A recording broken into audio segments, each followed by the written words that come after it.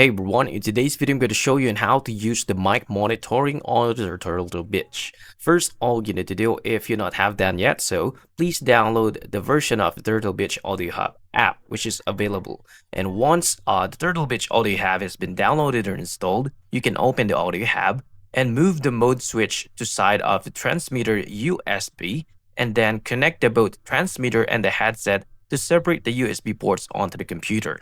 And you will see the window shown below. To adjust the mic monitoring volume, move the slider below onto the mic monitor to your preferred level. It will save automatically.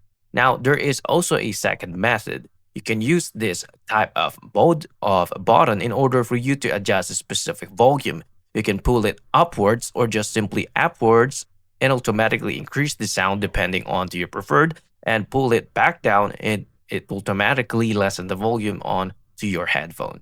And that's it. If you find this video helpful, please like and subscribe, and I'll see you into the next one.